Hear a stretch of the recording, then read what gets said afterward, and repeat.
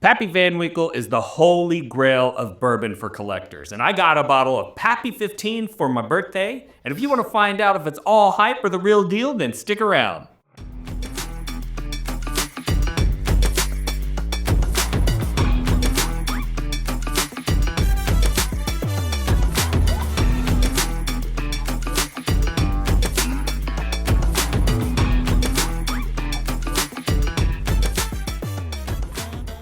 All right, Pretty Girl, we have to tell everybody the source of our bottles so that people know when we did not pay for it. And I, in fact, did pay for it. Did pay for this bottle.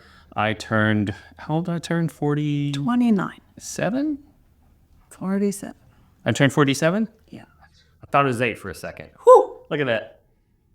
Young for another whole year. Anyways, turned 47. And Your beard says like 52. Maybe. But I did tell her, do not buy me anything because How could I buy you anything? I had been saving up my points at Bethany Discount Liquor for 2 years. Yep.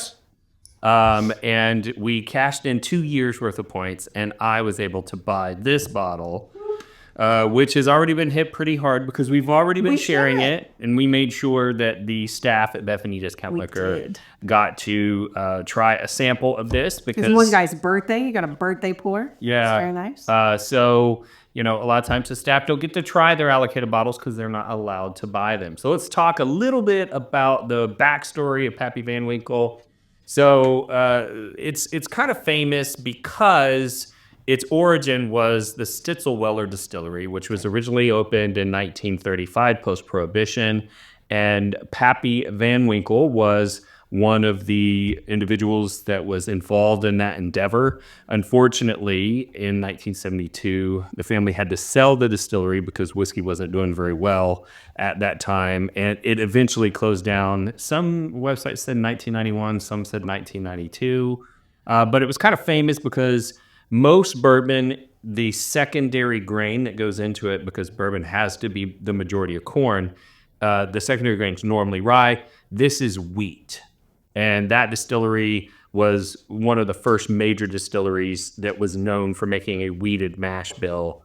And after the distillery had sold, the third generation Van Winkle, which is Julian Van Winkle III, started bottling his family's former distillery's whiskey in his own brand. And then in 1996, he kind of rebranded. He put the family's original patriarch, Pappy Van Winkle's face on the bottle, which is why you hear the term face pappy sometimes. By the way, if you are new to the whiskey world and you see one of these bottles, which is Old Rip Van Winkle 10-year or Van Winkle Lot B 12-year, do not refer to them as Pappy 10 or Pappy 12, because the sticklers would say you can only call it Pappy if Pappy's face is on the bottle. Although I have seen liquor stores put it that way on their website. So for a long time, he was bottling Stitzelweller liquid.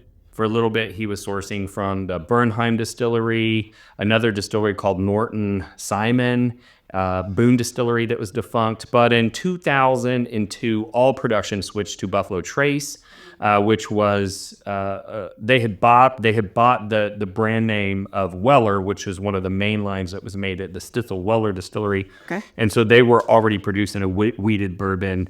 And the story was at the Kentucky Bourbon Festival in 2001, Mark Brown, the CEO, went to Julian and said, "Hey, we're kind of already doing this thing. Why don't you come over, partner with us?" And ever since then, everything's been made at Buffalo Trace that goes into the bourbon bottles. So why is Pappy Van Winkle so popular? Well, they won a bunch of awards, and that started to get people talking. But a lot of people credit Anthony Bourdain. I didn't know that. Yeah. So what was his show called? I don't remember. But don't ask. Like I loved watching his stuff because he was the real deal. I would not. But he was committed to like the purity of the art of sensory experiences, right?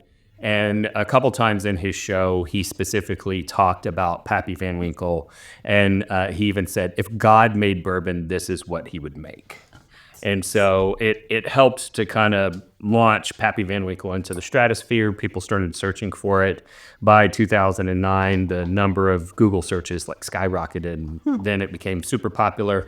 And a lot of people credit its popularity with helping the bourbon industry as a whole start to be able to sell more premium products and started to bring it back into prominence. And then we had the bourbon boom. So very important bottle. Now, the one that we're trying today, it is Buffalo Trace, but it's bottled by the old Rip Van Winkle distillery. But it's actually bottled at Buffalo Trace. It's just a partnership. It is the Pappy Van Winkle's Family Reserve 15-year straight bourbon. The age is obviously 15 years. The proof is 107 proof. The SRP and what we paid for it was $229.99 plus government fees. But normally, these bottles are really hard to find. And if you buy them on the secondary, I hear they're still over $2,000. So, it is a 750 ml bottle. They have not switched to any of the other sizes now that it's legally allowed. So what do you say we taste this bad boy up? Let's do it.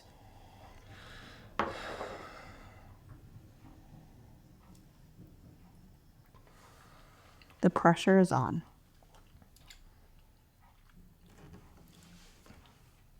Yeah, this is lovely. Because of the age, I do get a little bit of a chocolate note mixed in. Really? Yeah, mixed in with, there's a very obvious vanilla. But a little bit of honey. A little bit of honey. It's sweeter. A lot of people say that, so obviously rye is well known to add spice flavors like cinnamon and clove and nutmeg, sometimes a pine note, sometimes a dill note, but this doesn't have any rye in it. And a lot of people say that the wheat in a wheated mash bill for bourbon will give it a citrus component. Really? Yeah. And I feel like this has a little bit of a flavor that's like an orange creamsicle. Yeah. I get that. I mean, I was looking at it when you said it, so I don't know if... You were looking at orange? Mm-hmm. Gotcha. I'm like, is that subliminal? I don't know. Yeah. I mean, there's a nice fruit note in there. Mm-hmm. You could be a little peach.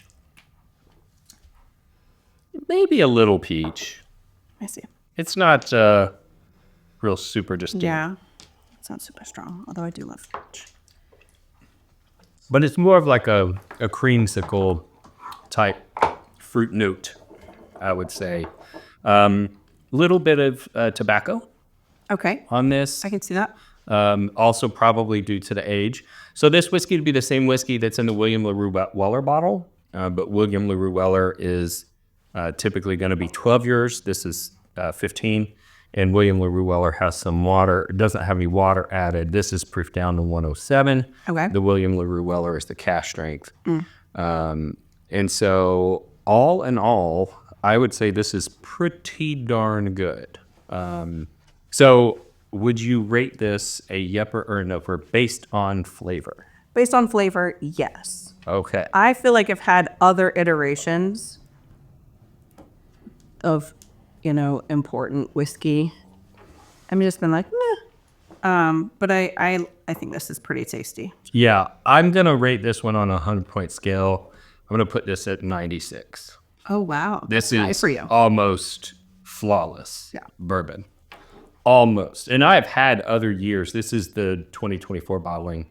I've had other years of Pappy 15 that I felt like were too oaky for my palate. Okay. I've tried this one, I think, 3 or 4 different days, and I've yet to have it on a day where I felt like it was too oaky. This is really hitting my palate just right. This one's stellar. Now let's talk about buy or pass. Okay. At SRP, $229.99. I feel like you cannot. Yeah, it's a buy every time at SRP. Sure. So, But I mean, based on flavor, regardless of the sticker on the bottle, if you handed me this and you're like, should I buy it? I'd be like, yeah. yeah. So I would say even based on flavor, $229. $2,000? I'm a no at $2,000. But I I would think $2,000 for a bottle of whiskey, I'd be buying some fun stuff. I'm not making any confessions here, but I've gotten pretty close. Okay. Well, for the record, someone didn't want me to buy a $49 bottle of wine in Napa. So if you've spent $2,000 on a bottle of whiskey, then I'm gonna buy all the wine I want. For the record, we don't And have the makeup, and the doodads, and the hair things, and the cardigan.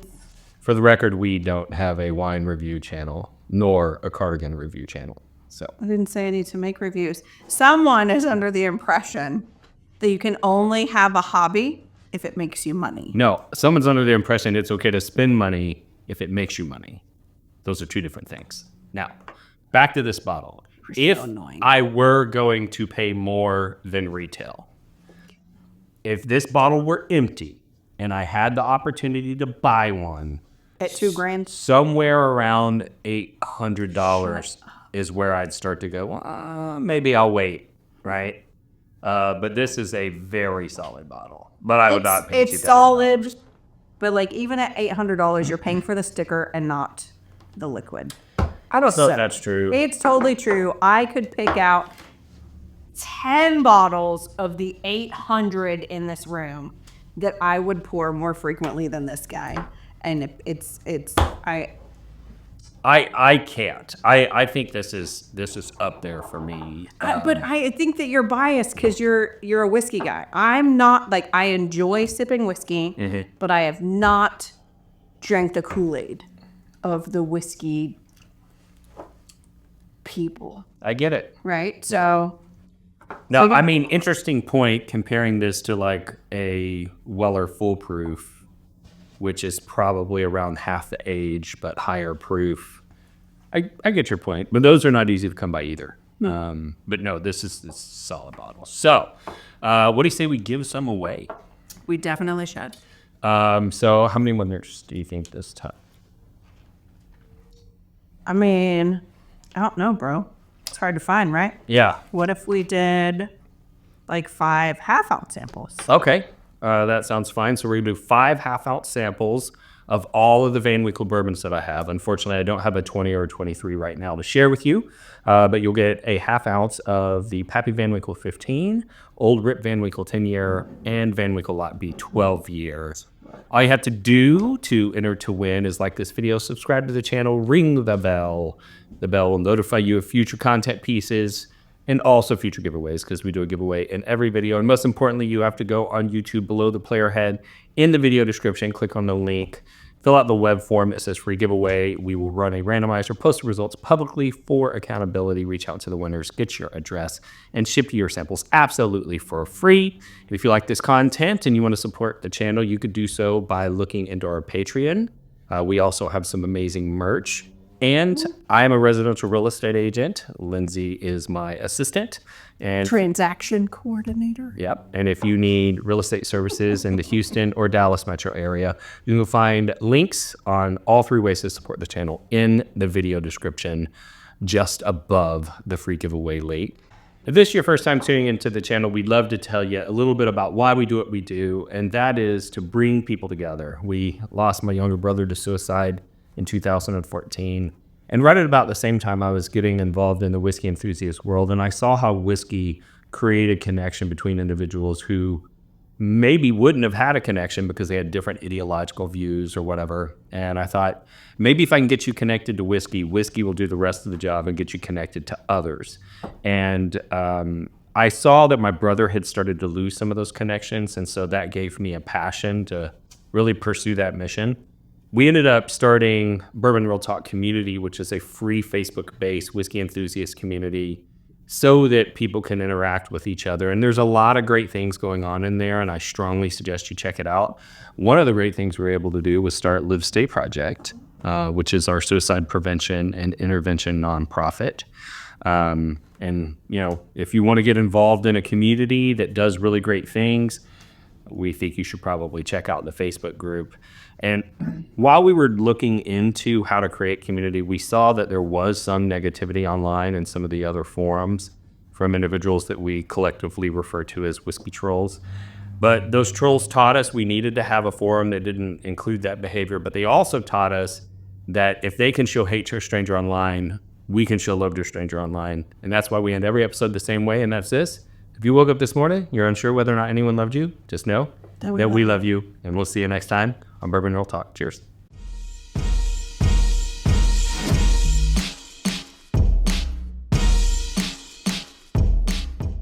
We're going to do this is going to be a tour of all the cardigans in my closet. Okay, we're doing a cardigan tour, people. Get ready. Cardigan tour. You're about to be smashed in the eyes with cardigan views. What does it even mean? I don't even know. I think they're cute. I live in them. Are you sure it's not that one hair that grew in the wrong spot? I don't know, Broham. Lizzie put me on some stuff to help my hair grow.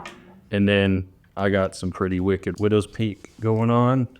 And all of a sudden, some hair sprung up right in the middle of my widow's peak. He's like a loner. He doesn't like to be at the other hairs. No, it's still on your forehead. Yeah, he's just like, I'm out here living my best life. Maybe we get Queer Eye out here and they Karamo can your beard and stuff. But I need them to come to our house. They can fix my t-shirt and legging situation. And they can help us do a big live stay event. If you are friends with the Queer Eye people, Please. if you see a news report of any of the people from Queer Eye being kidnapped, do not come look at my house because you will not find them there. I need them in my life. Sure. And don't be afraid to meet her because she will definitely not Lovely. kidnap you.